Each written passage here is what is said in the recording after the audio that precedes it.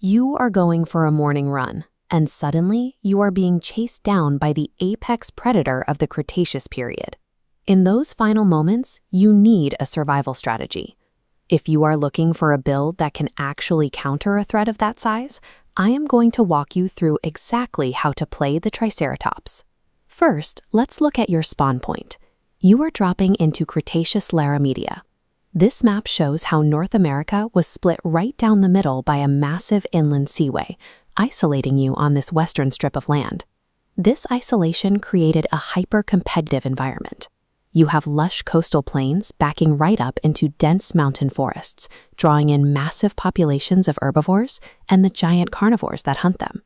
Dropping into a predator-dense zone like this leaves you with two options. You can accept your fate as an early-game snack, or you can evolve into a heavily armored 12-ton tank. You start the game at a serious disadvantage. As a fresh hatchling, you are only about the size of a bulldog, wrapped in a thin coat of scales, completely surrounded by things that want to eat you. To survive, you have to enter what we call the grind time. Your ancestors equipped you with a specialized beak, letting you act like a prehistoric lawnmower to relentlessly chew through thick, fibrous vegetation. All that eating pays off quickly. The Triceratops has an accelerated growth rate, meaning you power through the vulnerable early stages and reach full maturity in just about 10 years. This chart compares your final stats against modern animals. When fully leveled up, you hit 30 feet in length and weigh up to 12 tons. That is double the weight of the largest adult elephants alive today. But walking around as a massive mountain of meat actually makes you a bigger target. To actively deter the carnivores in this lobby, you have to rely on your specialized defensive hardware. That hardware starts at the front of your massive skull. You are equipped with a 1-foot nose horn for close defense, backed up by two devastating 3.5-foot brow horns right above your eyes. Look at the snout of this modern rhinoceros to understand how lethal your weapons are in comparison. Modern animals grow horns out of keratin, which is the exact same protein structure that makes up human hair. Triceratops built its weapons differently. These enormous brow horns are solid slabs of bone, engineered to withstand extreme physical impacts.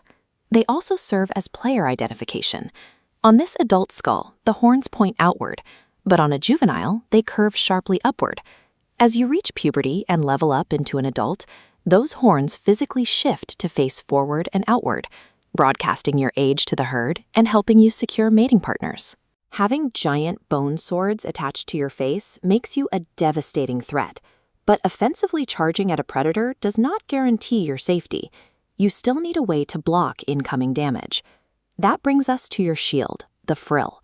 This is a massive 7-foot-wide bony plate extending from the back of your skull, covering your extremely vulnerable neck and potentially flashing bright colors to ward off attackers. A shield of that size is incredibly heavy.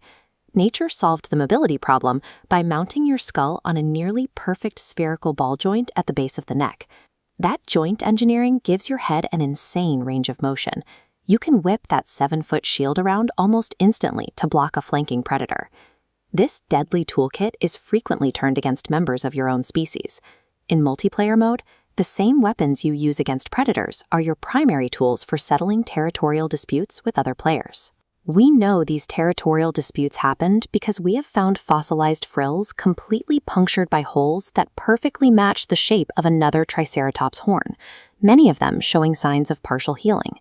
Whether you are locking horns in a dispute or staring down a hungry carnivore, the primary rule of this entire playthrough remains the same. Keep that massive head between your fragile body and the threat.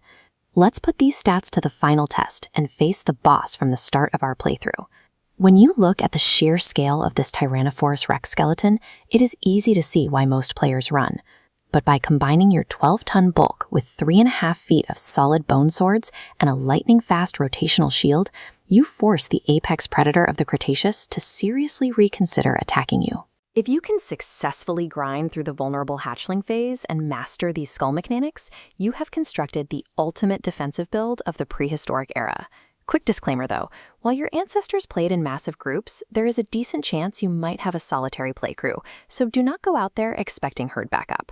Play smart, protect your neck, and remember that despite all this incredible armor, one wrong move means the T-Rex can still literally rip your head right off.